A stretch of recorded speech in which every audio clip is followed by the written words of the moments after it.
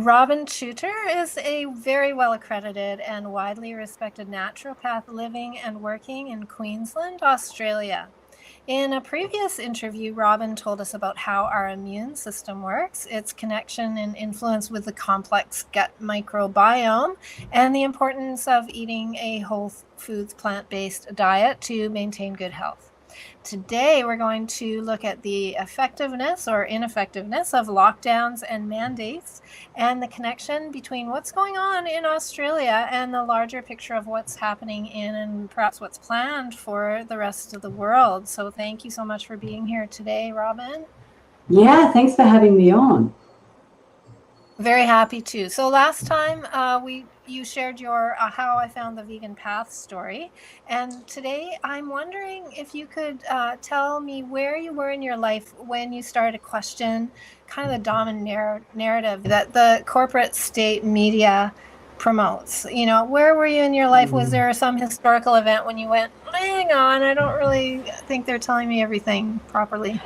Yeah. It's such an intriguing question, and I don't remember a particular moment when I shared my story of how I stopped eating animals. There was a moment, and it was very distinct, when I realized, okay, I can't call myself an animal lover if I also eat them.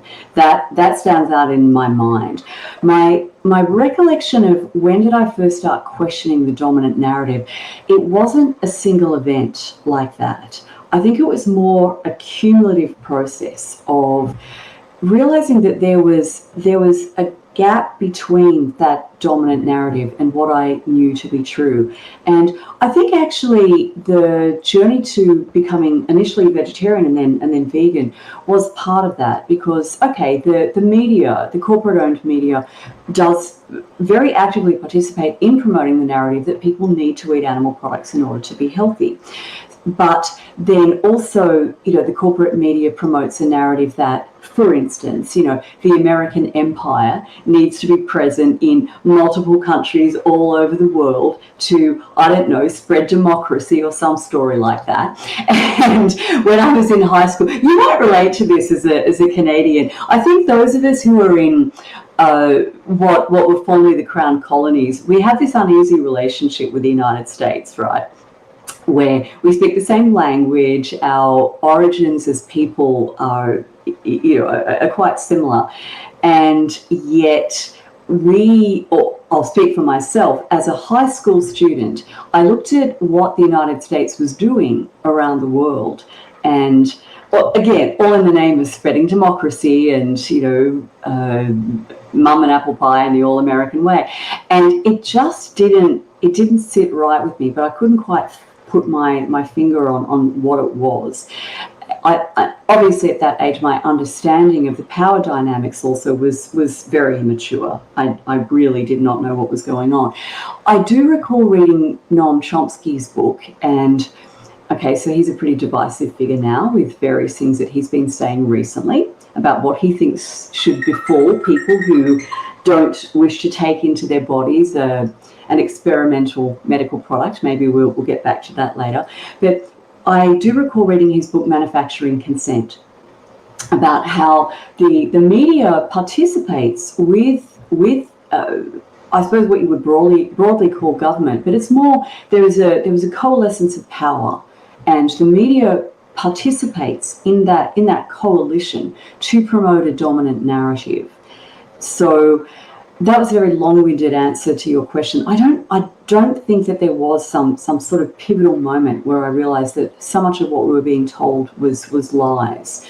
But certainly I learned from an early age that what was appearing in the media was really not to be trusted, or certainly had to be interrogated, and a number of sources should be looked at before reaching a conclusion on anything, really. Right. Yeah. For me, it was I sort of started questioning it in college, and then it was the weapons of mass destruction story that really, oh my gosh, they're really lying. They're lying, and they're lying. They're flat out lying. Yes. Yeah, and they're doing that now in a big way. There's a lot of information that changes every day. We get new information, and you know, not March 2020 anymore, when this was all brand new and we didn't know what was happening, and we kind of trust. I mean, I certainly did. I thought, well, I've got to trust my public health authority because I don't know what this is. You know, we need to lock down, we need to wear masks. But as time went on, it started to really question, what is this really about health, you know? And you kind of tuned in that what they were saying about the disease, being a health practitioner, you probably tuned in sooner than I did, that there's a bigger picture here that they're not telling us. Yes. So the SARS-CoV-2, the virus in question, first came onto my radar in February of 2020, and I have a monthly membership program which includes a monthly Q&A. So members of the program can just send in questions, and I'll research them and provide them answers in webinar.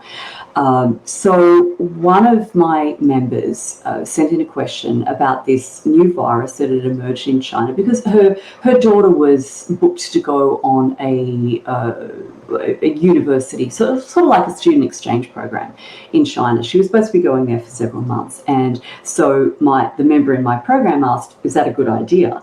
And so I started digging into, what is this virus? What is the illness associated with it? What is the case fatality rate? How much risk would this young person be undertaking if she went there?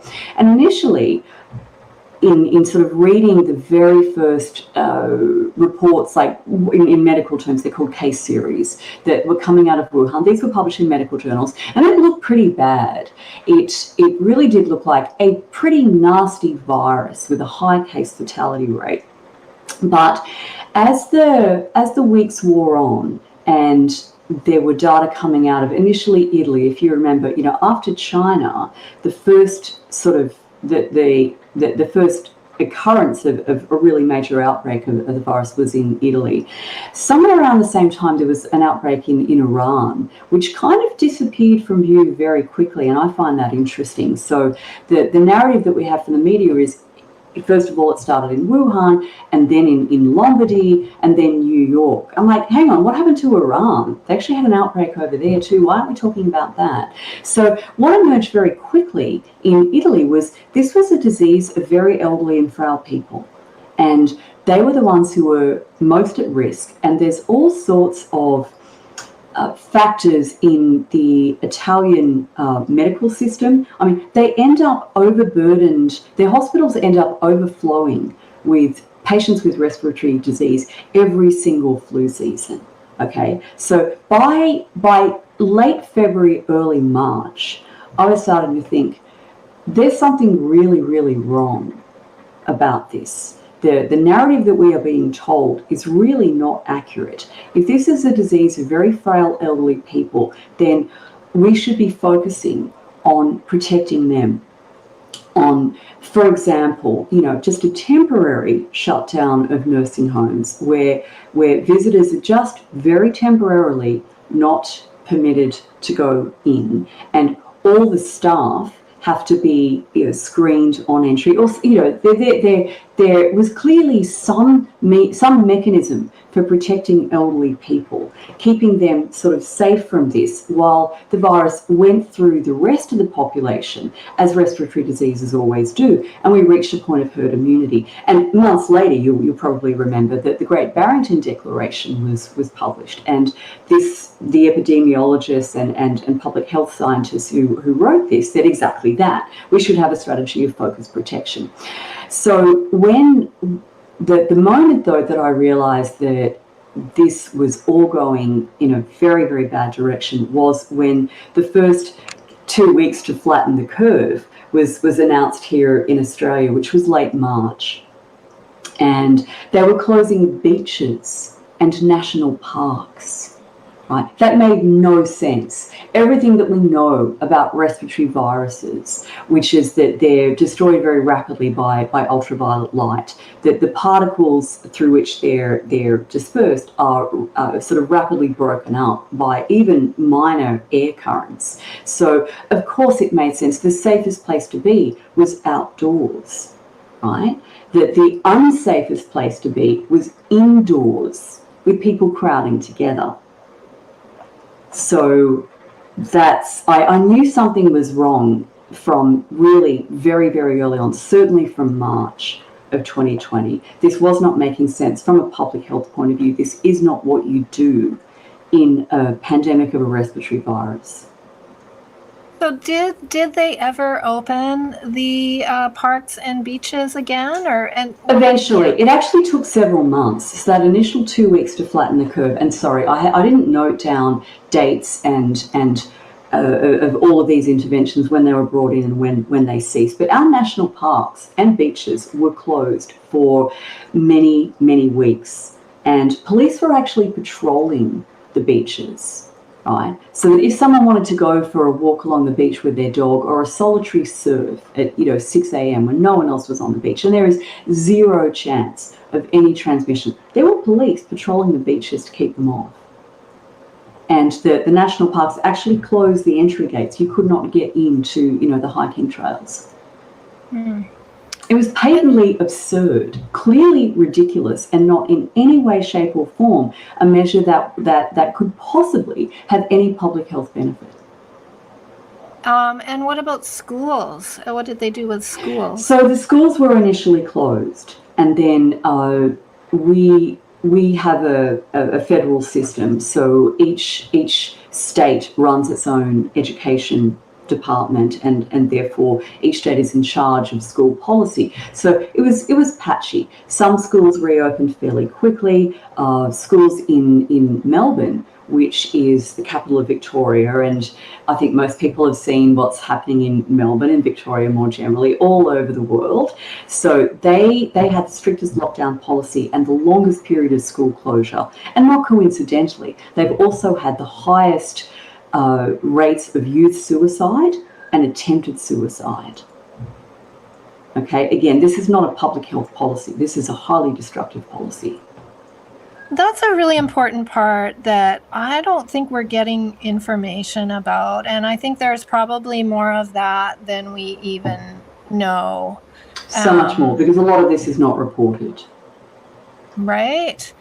Do you have well, that's kind of jumping ahead. I was going to ask about the VAERS. I'm really focused right now on trying to hear and find the people who have been injured by the vaccines. But before we jump ahead, I'm still curious about the lockdown. So it's mostly Melbourne where these scenes of police brutality, that's... Initially, yes. Initially. Now, so the other states had different policies, and none of them were as brutally repressive as Victoria until Sydney, which is the largest, the most heavily populated city in Australia, that went into a lockdown, which ended up lasting, it was over 3 months. I think it was the better part of 4 months. And this was a really hard lockdown. Now, it did vary from region to region across Sydney.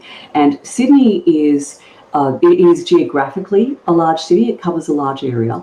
It also, as all large cities do, it has various regions, some more affluent and more, let's say, middle class and more Anglo-Saxon background. It has other areas that are much poorer and far more ethnically diverse. And the areas that were more densely populated and more ethnically diverse had a much more brutal lockdown enforced on them. So on the very same day in Sydney, you could have people in the eastern suburbs, which is the most affluent part, going to the beach, while in the western suburbs, people were literally not permitted to leave their homes. I think you're allowed to go out, 1 hour per day for the purposes of exercise, but there were also movement restrictions. So there was a set, like you couldn't go more than 5 kilometres from your house, for instance. Now, again, what public health purpose does this possibly serve? And as in other Western countries, what happens when a person gets tested and they test positive is they're told to go home and isolate at home. So what do you think is going to happen in a large household perhaps a multi-generational household where a person is tested positive and they're told to go home and isolate in their own home. Can you think? And nobody else, like their kids are not going to school, and the older generation are not permitted to go out and maybe, go and socialize with their older friends at a cafe or a club or whatever have you. So everyone's packed together in the same household with a person who is now, we could talk about how unreliable the tests are, but just say the test was accurate and that person is actually infected. So now they're home at close quarters with members of their family who aren't allowed to go to work or school. So they're just sitting in this sort of environment which is perfect for the transmission of a respiratory virus. It's ridiculous. It doesn't make any sense at all. And it is not what is written in Australia's influenza pandemic preparedness plan. All countries that are signatories to the international health regulations of the World Health Organization, all of these countries, as part of their IHR compliance requirements, have had to develop pandemic preparedness plans. And so, Canada will have one. I haven't seen Canada's actually, but the US has one. All the states of Europe have one. And in not a single one of these countries' pandemic preparedness plans is the isolation or like quarantining of the healthy in their homes. Not one of those pandemic preparedness plans recommends that as an action. Okay? Not one of those pandemic preparedness plans recommends community masking, because quite simply, it doesn't work. There is no benefit to putting masks on people, either for so-called source control, which is stopping infected people from spreading their virus. There's no efficacy. Or for protection of people who aren't infected but want to avoid it. There's no efficacy. And we've got decades of studies showing that it doesn't work. School closures are only recommended for very short periods of time during influenza pandemics, bearing in mind that children are a primary transmitter of influenza, but they're not a primary transmitter of SARS-CoV-2. And that's been known from very, very early on. Certainly it's been known for well over a year, because Sweden kept its schools open. And it was discovered very quickly that did not increase rates of illness among children, nor did it increase rates of community transmission. So the pandemic preparedness plans advise against closing schools.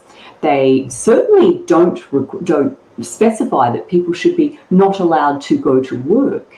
Depending on the severity of the virus, there might be advice on staggering shifts, reducing the number of people who are on public transport at any given time, advising people to work from home if it's viable for them. But there are a heck of a lot of jobs that people can't do from home. Obviously, there are a lot of businesses where you cannot have a sort of work from home option, and none of these pandemic preparedness plans recommended that businesses be shuttered or that schools be closed for extended periods of time. And one of the reasons for that, it is a basic principle of public health. Now, you can see a few bits of paper on my wall there. One of them is an honours degree in public health. Okay, so I have actually studied I suppose you might say, the development of public health over time, from when public health first became, I suppose, a thing, which was during the Industrial Revolution in England. And one of the underlying principles of public health is that any measure which is sort of part of the suite of policy should minimise disruption to people's lives and livelihoods. Okay, so in other words, whenever a public health policy is proposed, one of the criteria for sort of getting it over the line is it minimally disruptive to people's way of life? In other words, what are the risks of this policy? What are the benefits of this policy? And do the benefits of it outweigh the risks? There was no risk-benefit calculation with the imposition of lockdowns, extended school closures, the shuttering of businesses.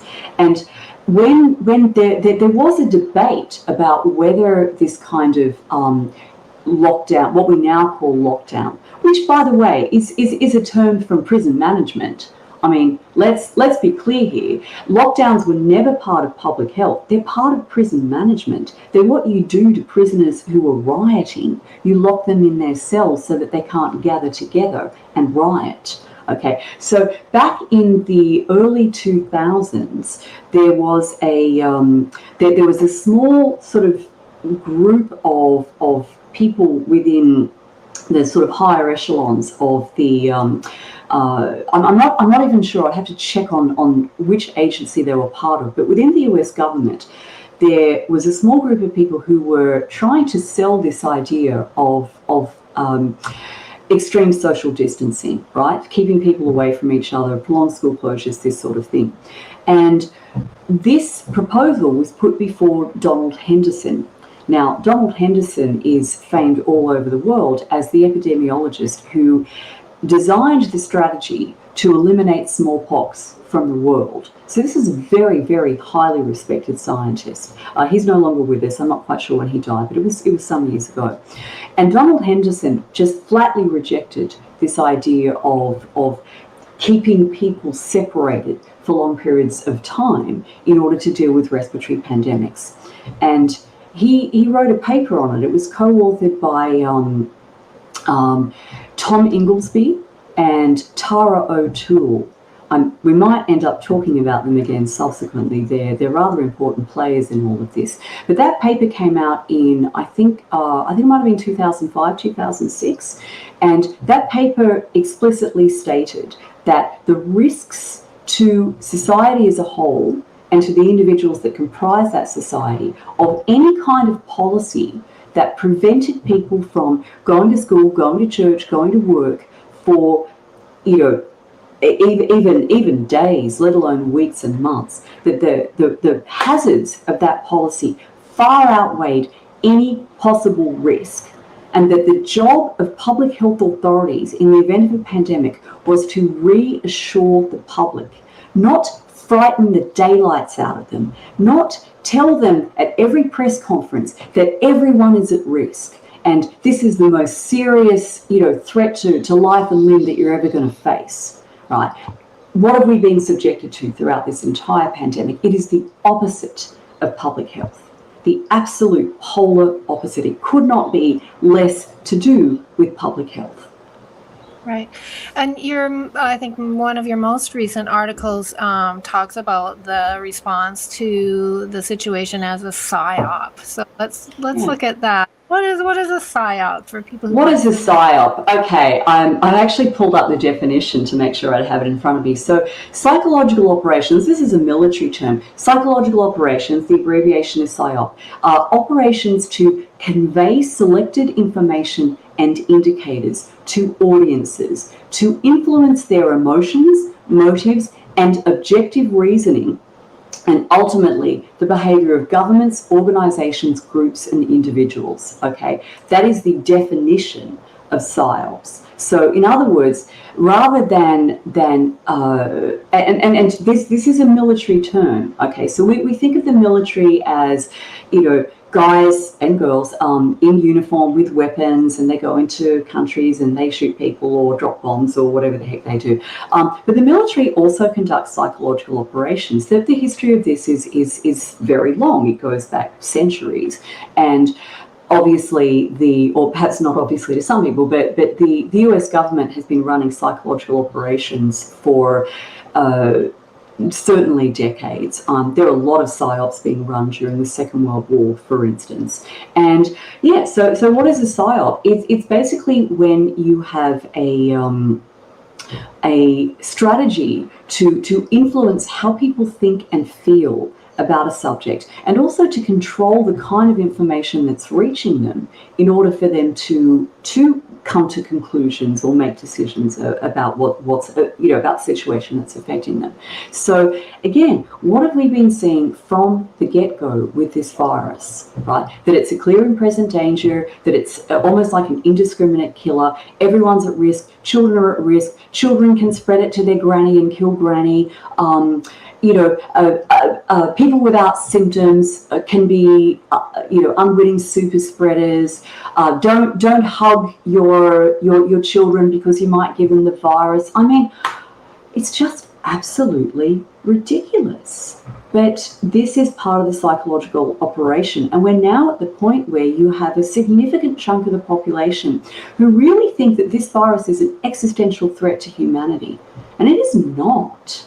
It is absolutely not. Now, this is not to minimize the suffering and the death that has occurred due to this virus, right? So elderly people, people with serious illnesses, the same people who died of the flu in previous years, okay, all of which was very sad and terrible for their families, okay, these are the people who are dying from this virus on the whole. And that is very sad, and I do not in any way minimize the suffering that they went through and the suffering that their families have gone through. However, when you look at the indisputable fact that the median age of death from COVID-19 is higher than the average life expectancy, certainly in every country that I have looked at, you can very clearly see that this virus is not an existential threat to humanity. It shortens the lifespan of elderly people or, otherwise very gravely ill people by a couple of months to maybe, if you're being very generous, a couple of years.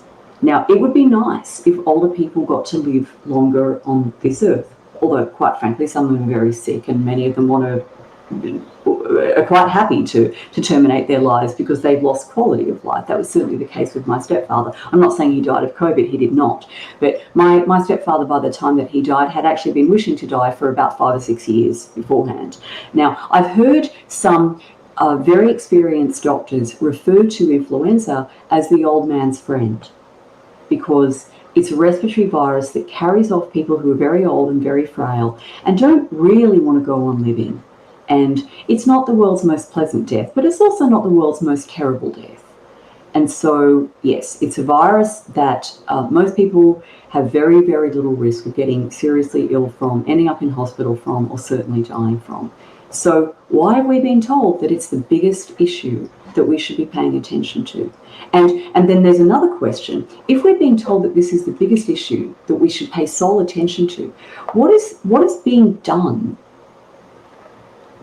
behind the curtain, as it were, where our attention is being distracted from these things that are being done, whilst like, look over here at the big nasty killer virus, don't look over there at what various individuals, institutions, organisations are doing that is going to have a much bigger impact on your life and my life and our families' lives and all your viewers' lives than a virus which sadly shortens the life of elderly, frail people. Yeah. Yeah, the culture that we live in has a very strange death aversion philosophy. I practice yoga, and these ancient teachings, they prepare us for death. We learn that we are part of the universe and that we will return to the universe, and it's not frightening. And I mean, one of the key poses is Shavasana, the corpse pose.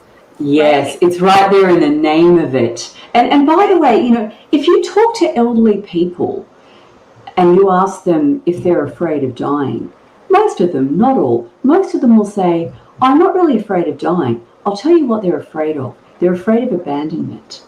They're afraid of being alone.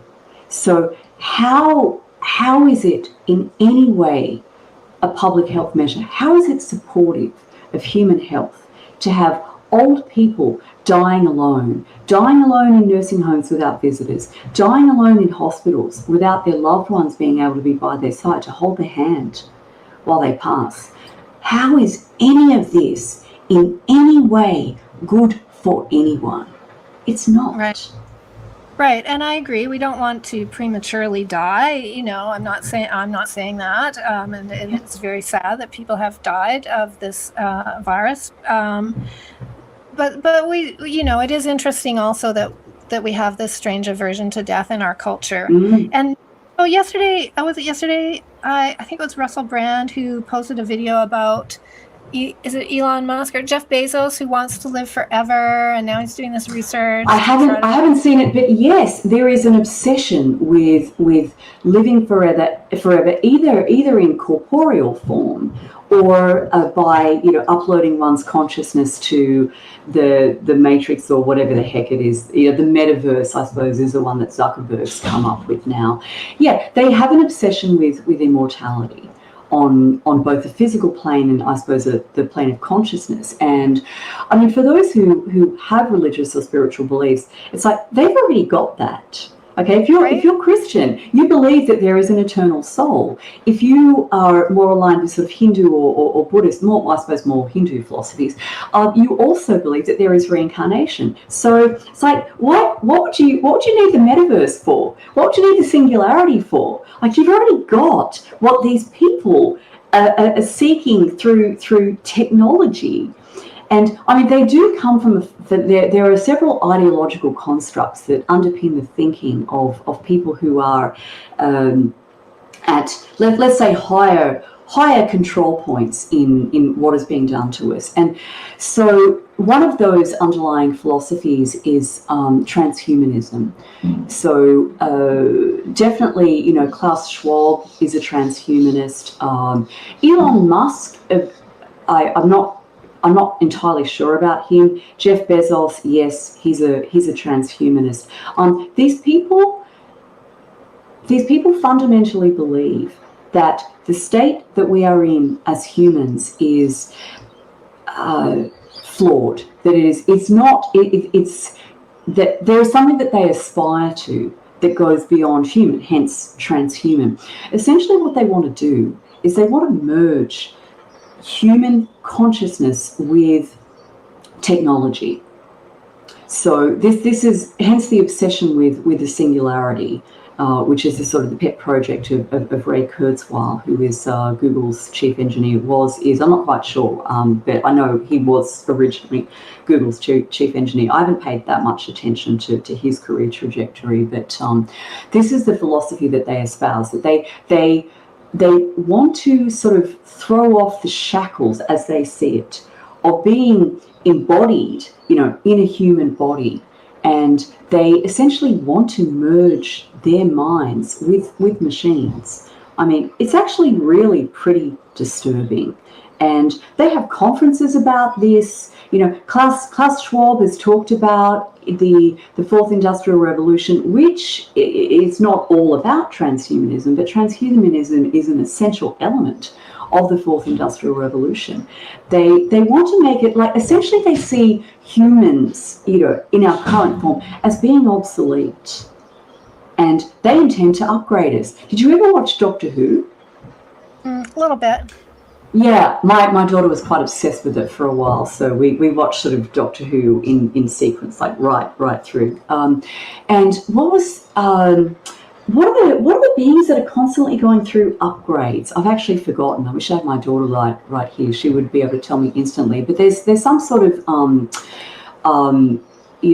robotized human cyborg type of entity that sort of goes in and out of the Doctor Who franchise. And whenever they sort of face a challenge that they can't overcome, they just do this upgrade thing, right? So that they're then able to develop weapons or pass through whatever challenges they're facing. This is what these people see as being the future of humans, that we will actually be no longer humans, that we will be technologically upgraded. And I don't know about you, but as much as some elements of being human do, of course, quite severely suck at times, I'm actually pretty happy at being human. I'm fine. I don't want that upgrade.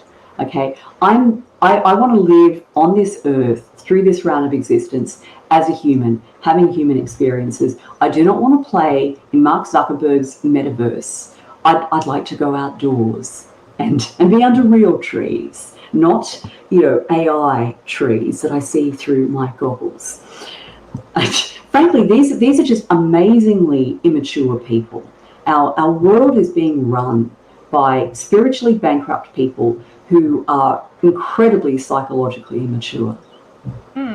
I kind of wonder if, I mean, we know these things. This is not a conspiracy theory. This is actually documented. They put it out there. They have conferences. They write books. It can't be a theory if you actually have the documents, right? That's a conspiracy fact. If they wanted this before they became bazillionaires, like, or was it that, I'll get all this money, I'll get this and I'll get that, and then I'll be a happy human, and then they realize that, man, I'm here and I'm still not happy. What's next? Okay, and then transhuman. Like, I don't know any poor people who are aspiring to this kind of reality. No, there's there's a line from Die Hard, which is not a movie that I enjoyed. Okay, but there's this one line in it, and it's spoken by that amazing English actor Alan. Not Alan Watts. You know the one I mean. He always used to play the bad guy. I can't think of his name right now. But he's the bad guy in Die Hard, right? And there's this line in the movie where he says, "And Alexander wept, for there were no worlds left to conquer." Right. That's the mentality of these people. Okay, there were no worlds left to conquer. It's not about money. They already have all the money, right? They don't need more money. What they want is power. They want power over the little people, the little ants, you and I, the regular people. They want power over that. They want power over nature, and they want power even over time. They want power over consciousness. That's their drive. It's not money. It's power. And, Lord Acton said power tends to corrupt and absolute power corrupts absolutely. That's what we're seeing. And we're actually seeing it at multiple levels, right? So at the level of the petty bureaucrat, because the petty bureaucrat, right, the sort of the public health official in your town or your neighbourhood who's putting these ridiculous mask mandates in place, making children wear face nappies to go to school, diapers if you're American, I suppose we call them nappies here. What do you call them in Canada? Nappies or diapers? Could probably say both here. We'd understand. Right. Okay. you bridge the worlds between English and American here. So the petty bureaucrats who are just making people's lives miserable, they are, of course, not in any way, shape, or form in on this sort of higher level conspiracy. And I'll use the word because it is. Let's not be stupid about the word conspiracy. When people conspire, it's like more than one person talks to another person to try to make a plan that benefits them. That's a conspiracy, right? Prosecutors in courts every day are trying criminals for conspiracy. It's a thing. History is the story of conspiracy. People getting together to make plans to benefit them and harm their opponents. It's conspiracy, okay? So why does everyone shy away from using the word? It's so stupid. Well, I know why, because the word's been weaponized. And most people know, many people at least know the history of this and how it was weaponized and why it was weaponized, which is it was weaponized by the CIA because people didn't believe the findings of the Warren Commission, which were frankly completely not credible. Okay, so that's why they brought this term conspiracy theory into wide use and sort of fed it in through all their controlled agents within the media. And now people are afraid to use the word conspiracy because people might say you're a conspiracy theorist. Well, as opposed to a coincidence theorist? Really? You think all these events are random? Come on. So anyway, as I was saying, the petty bureaucrats who are making people's lives miserable on a local level, they have absolutely no part to play. They're not in on this level of conspiracy. But power's gone to their heads, and there are some people who, when given a small amount of power, a switch flips inside their head, and they like it. They like the exercise of power. There's a thrill that they get from it, and once they have a taste for that, they want more and more and more and more. So that's what we're seeing on the level of the people who, in practical terms, are oppressing us. your power has corrupted them. They don't have absolute power because they're at such a low level, but the power that they do have to exercise has corrupted them.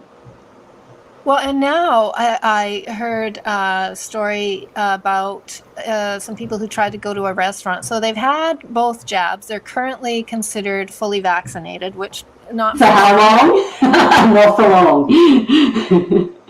Now they're not going to go through with the third one. This is a whole other interesting idea of what is going to happen when those a majority of those people now become unable to travel as they have been for the past few months. But for now, okay, so they go to a restaurant, they've got their passport data and their phone, and they show that, and that's fine. And then they get inside the restaurant, and the person there says, "We need to see your identification."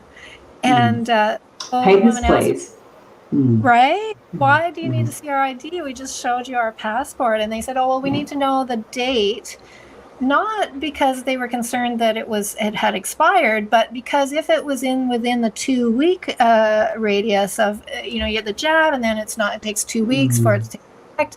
So and so they just said, "No, we're not going to do that." But this is what's happening now, is that people are becoming little police officers in their jobs. Yes. And yes. For the ones who are uncomfortable having to ask for that, that's a really awkward situation. But for the ones who are, as you say, a little bit power hungry, yes, and so it's creating this environment of people snooping on their neighbor, and I mean that whole thing.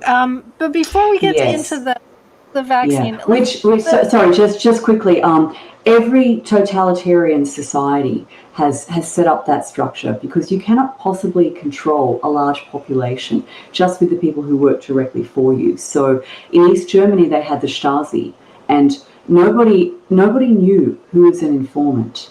Okay.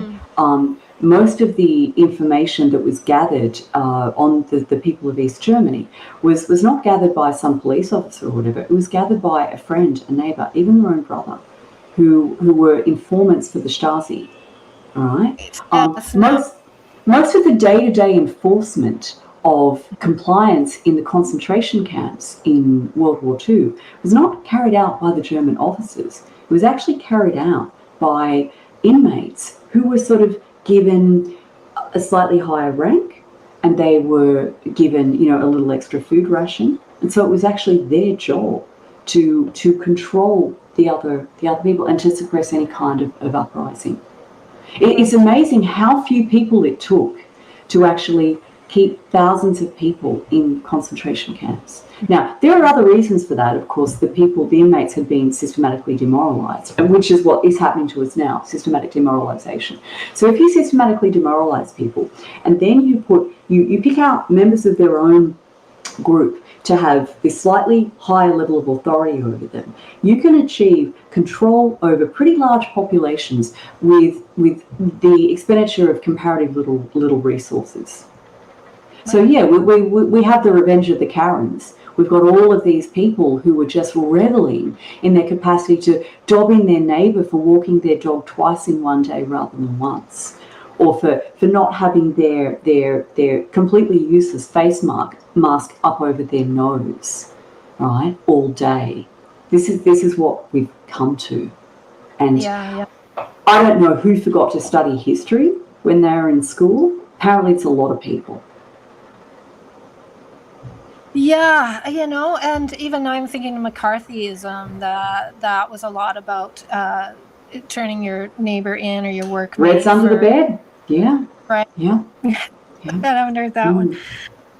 Just we're almost being here for an hour already.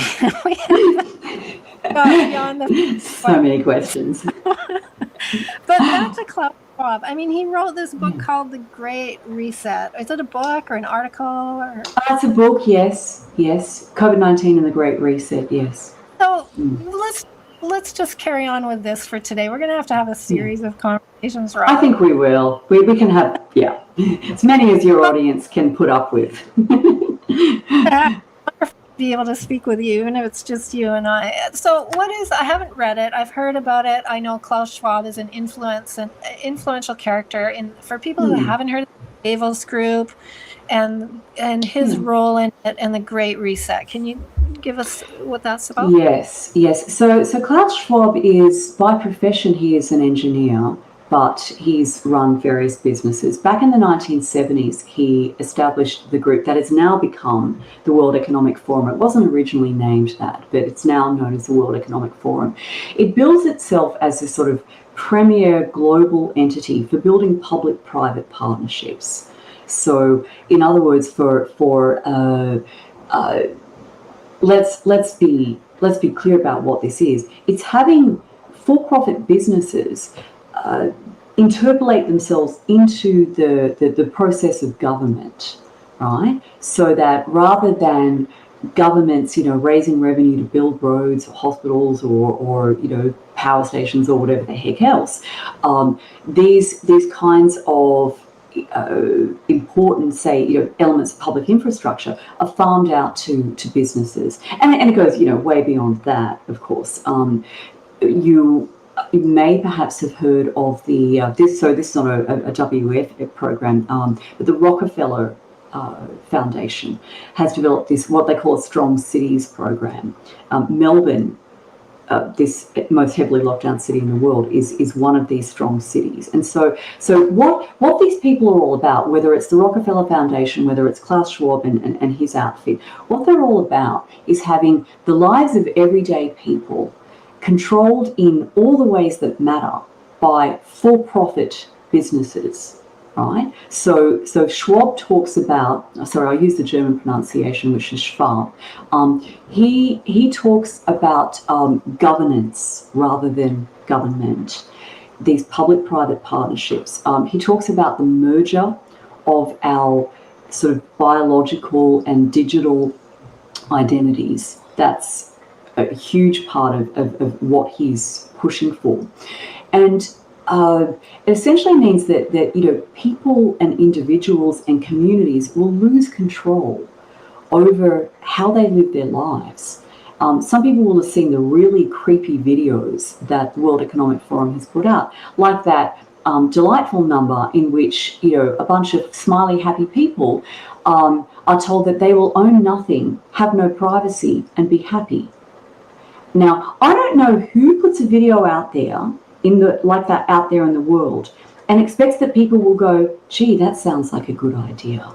Like, that's how out of touch with reality, how out of touch with everyday people these individuals and their talk fests are. Now, the World Economic Forum has actually formed a partnership with the United Nations to essentially implement what was originally Agenda 21, which was then rebranded as Agenda 2030, and it goes by a lot of other names, the Sustainable Development Goals. This is all part of this sort of UN package. So the World Economic Forum, as I say, has formed this partnership to actually implement this Agenda 2030, which again involves a loss of local control by local people over their communities, the control of what people work, what industries are located in their regions. It involves control over, involves basically financialization of nature, of natural assets like rivers and forests. Okay, soil, topsoil. Right, all these sort of fundamental natural resources that are there for all of us, not just humans, of course, but for all beings on this planet to hopefully use wisely and to manage and to steward. The Sustainable Development Goals basically involve centralization of control over the use of all of these resources. So that's what the World Economic Forum is all about. And the Great Reset is essentially about leveraging the crisis that was created. And I want to emphasize this point. A crisis was not created by the emergence of SARS-CoV-2. It's a virus. It's sort of, slightly more lethal than the flu for elderly people, somewhat less lethal than the flu for children. That was not the crisis, okay? The crisis was the reaction to the emergence of this virus. So the idea of the Great Reset is to leverage the enormous, social and political and economic changes that were wrought on people by this pandemic response to push into action, or to sort of slot into place these Sustainable Development Goals, or this whole Agenda 2030, which was facing a lot of resistance, like its implementation was not on schedule. And the Davos Group is politicians and billionaires basically get together. It's corporations. So membership of the WEF is very, very expensive, and so you've got several levels of membership. But large, major corporations are members of the World Economic Forum, and this is everything from tech companies to airlines to pharmaceutical companies, food companies. So that's the top tier of membership, and then people like politicians or aspiring politicians are invited to attend these conferences. And because attendance and membership is very expensive, there are various ways to sponsor individuals to attend. So what you see is that so many of the political leaders who are carrying out this sort of tyranny and oppression of their own people have attended the Davos group meetings. Many of them are or have been participants in the WEF's Young Leaders program. So that includes Jacinda Ardern, who is the Prime Minister of New Zealand. I think one of the other young leaders was Lena Wen, who frequently appears on CNN and says that the most abhorrent things about vaccination and people who don't vaccinate and what should be done to them. I mean, she is a truly awful individual. I should have checked on this before we spoke, but I believe Justin Trudeau is a graduate of this Young Leaders program. That's pretty easily checked on. There's a whole host of these characters who have attended these meetings. By the way, I've not been to Davos, but apparently it is a really, really wealthy town, right? It's billionaires' row. So these people fly there on their private jets while lecturing us about our carbon footprint. And they have these meetings in which they come up with their ideas for how the rest of us are supposed to live. And then these sort of up-and-coming, aspiring politicians who are maybe very early on in their political careers, but they're picked out, much like the Rhodes Scholarship Program, picks out people who in universities show particular characteristics. And then they're offered this Rhodes Scholarship, and off they go to Oxford, and they're inculcated with a particular ideology. So the ideology that's inculcated in the Rhodes Scholarship Program, and the ideology that is inculcated in the WEF and its Young Leaders Program is very much of a piece. And that is that there are certain people who have an inherent right to rule over others, to make decisions for them, because they're so much smarter and better educated, and maybe from better stock, right? And so everyday people cannot possibly be left to live their lives, organise their communities, send their children to the schools of their choice or educate them at home, go to their church or their synagogue or their whatever they want to do or not do. No, ordinary people are not permitted to make those decisions because they're too stupid. And what have we been told throughout this whole pandemic? Trust the experts, follow the science. If you question anything, you're a conspiracy theorist or an anti-vaxxer or a domestic terrorist. So the domestic terrorism legislation has been passed in the United States, and it now encompasses, well, they were very explicit about who it encompasses. People who thought Donald Trump might have won the election. So people who allege that there was electoral fraud. People who are suspicious about vaccines and mandates, they're actually labelled as domestic terrorists. We're seeing the same language here in Australia, where people who attend protests, peaceful protests, right? This is like grandparents, parents pushing their babies in prams, marching along the street, chanting and holding placards, right? These people are being labelled as domestic terrorists because they object to having something put into their bodies, an experimental product, which, let's not let anyone forget, the clinical trials for said product do not wrap up until 2023. These are all experimental products, and they're being forced upon the population. In Victoria, you basically cannot have any job in which you interact with the public on any level, from a barista to a massage therapist to a teacher. You cannot hold any job that involves any degree of contact with the public unless you've had this experimental jab. Wow. That is totalitarianism. Oh, absolutely, it is. And we're going to have to meet again. Before we go today, though, I'm not sure if I want to tell you my conspiracy theory. I'm not afraid to have a theory about what they're conspiring. Intelligent people look at facts that don't add up and wonder what's going on here. Right? Well, I wonder what's the end game. I heard someone from the Fred Hampton leftists mention, ask these people who are in favor of the mandate and the passport, what is the end game? Like, what do you want ultimately? You want us to stay home and not be able to go to the grocery store, perhaps. So ultimately, they want us dead, basically, is the end game of that logic. So here's what I'm thinking. I'm just going to leave this out there, and we'll explore it next time, perhaps. Part 2. Okay. That the virus was manufactured by gain of function in a laboratory intentionally. 99% chance that is true. Yeah. All right. And I didn't start out with this. This is just what I've... Me either. Right? But I'm now pretty much here. Okay. So they manufactured the virus. They manufactured the response to the virus in the form of the lockdown and the mandate, and then the experimental drug.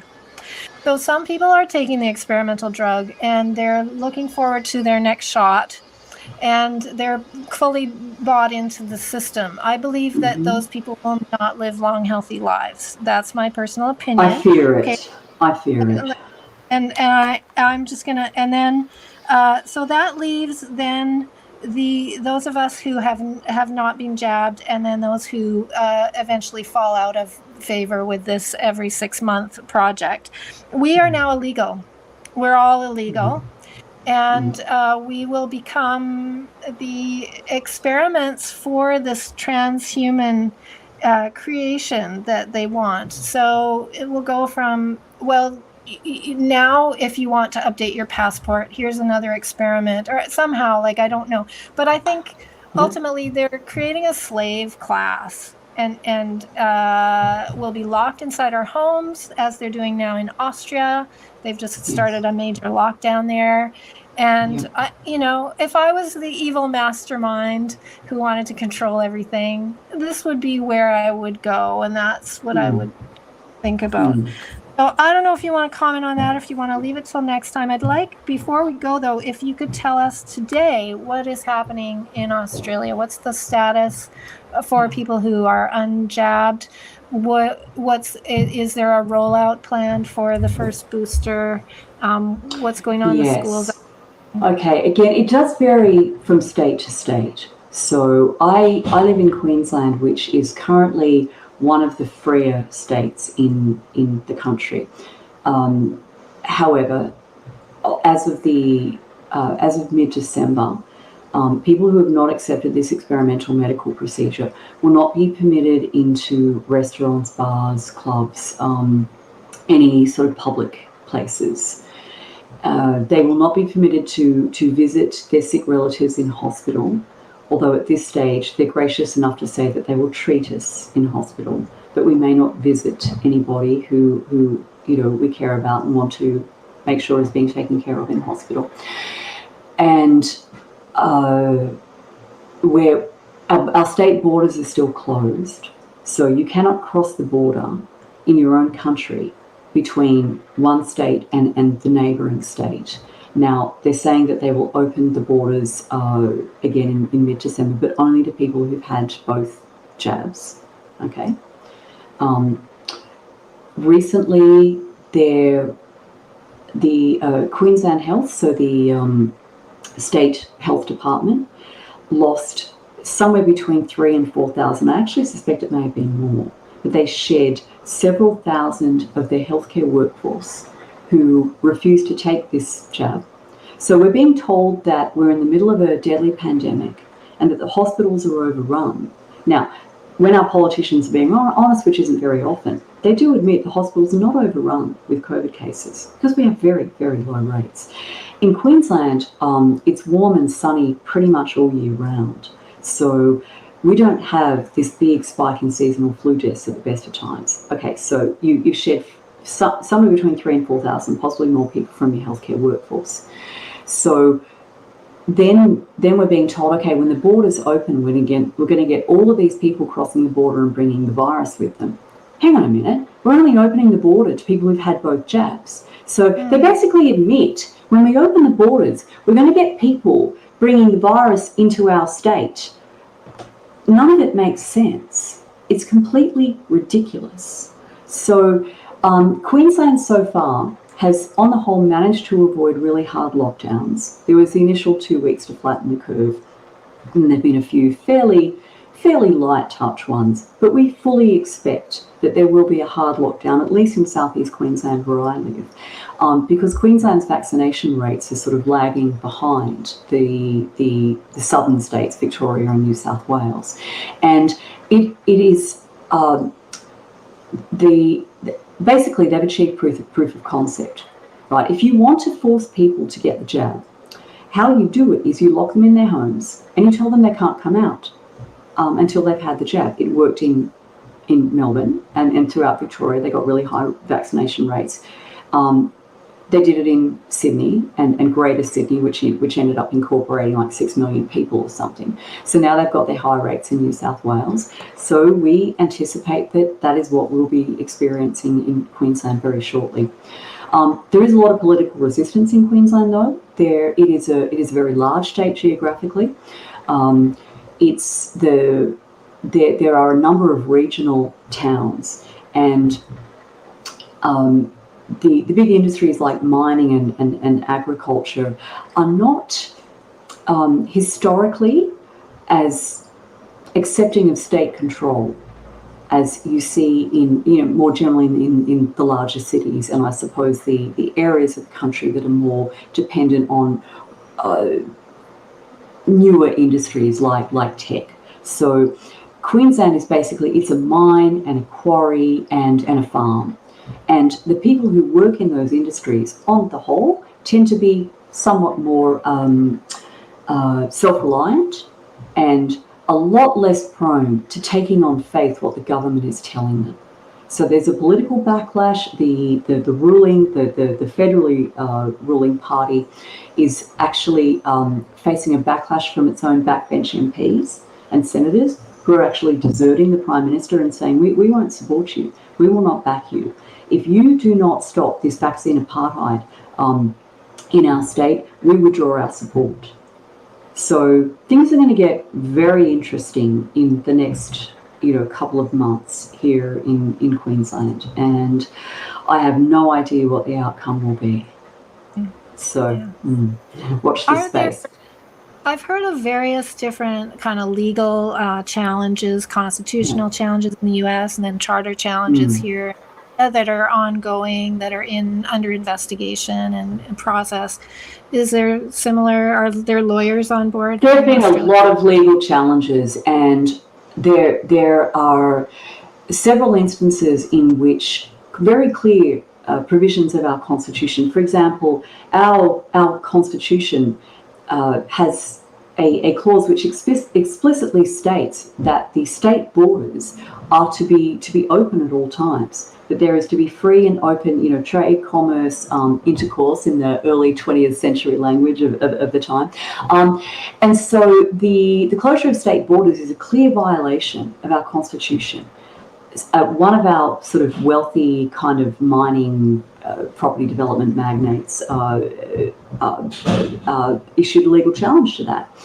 And the presiding judicial officer said, oh, yes, it does say that in the Constitution, but hey, this is an emergency. Right. That's ridiculous. And it should have been taken to the High Court because it is a constitutional matter.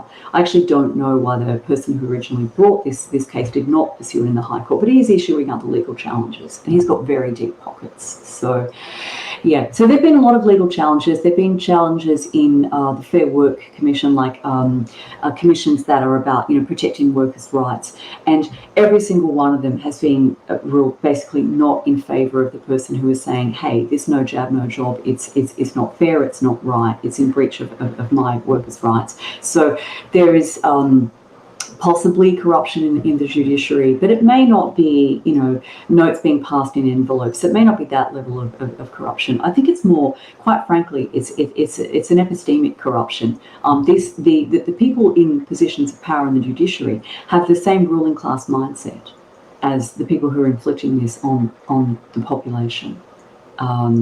That's my impression anyway. So, yeah, but there are ongoing legal challenges, and there are some rather interesting legal angles that are being tried, but no good news to report yet. That legal fight will be won in the US for various reasons. A lot of which has to do. It'll be that the legal fight against mandates will be won in the US. Okay. And largely because of the constitutional structure and the emphasis on states' rights in the US, which is very different to what we have here. Okay, and it's definitely worth keeping an eye on what other countries are doing, I think, because once there's a big lawsuit in India, for example, with language genocide. Yes, the Indian Bar Association has actually filed multiple actions, and they're impressive. They are very impressive. I had not realised just how strong the sort of independent lawyers are in, or how independent lawyers are in India. And while there's corruption in the judiciary in many countries, and there probably is in India, there does seem to be some hope that at least some of their actions will be successful. Right, and then that will set a precedent for other countries. Yes, we live in hope, and we must hold on to hope. Yeah. We have very little else, but we can always have that. We hold on to hope, and we hold on to each other. Community is so important, and forming networks outside of the state-sanctioned system, that's what keeps people alive in terms of crisis, in times of crisis, I should say. And be proud to be part of a long celebrated history of resistance in this on this. The witches that they burned at the stake was also a medical issue, wasn't it? That became a political issue. Exactly. Yes. And they burned on the cross. I mean, there's a long history of resistance to authoritarian power. It is a sad fact of life that the vast majority of humans actually don't want freedom. They want safety. Okay? But the freedom of all humans has always been secured by the actions of a very small minority who said, no, I would rather live free. I'd rather live a free and dangerous life than the safe life of a slave. Yeah, that's a strange definition of safety. If we think slavery is safe somehow. So I heard a rabbi say some time ago that when Moses led the Jews out of Egypt, most of them didn't come. Led the Israelites, they identified themselves as Israelites at the time. Most of them stayed behind. They said, well, if there's no food in that desert and we don't know where we're going, and okay, Pharaoh's pretty mean, but we get a place to live, roof over our heads, food on the table. Yeah, it's interesting. Okay, well, thanks so much, Robyn. We're going to check in again I mean, we didn't even get to the whole vaccine story. I think that's like a whole episode. Yeah, let's just set one aside to go all through the ins and outs of the studies and the skullduggery that went on with numbers and the lack of pharmacovigilance. That's a whole episode unto itself. And the victims of the jab, I want to really... I can tell you some stories. Oh, good. Yeah. Okay, I think these people need to be heard. Their stories need to be told. They certainly do. Yes. All right. Let's meet again soon. Safe and free. I think we can do both, and we'll meet again soon. Fantastic. All right. Thanks so much for having me on.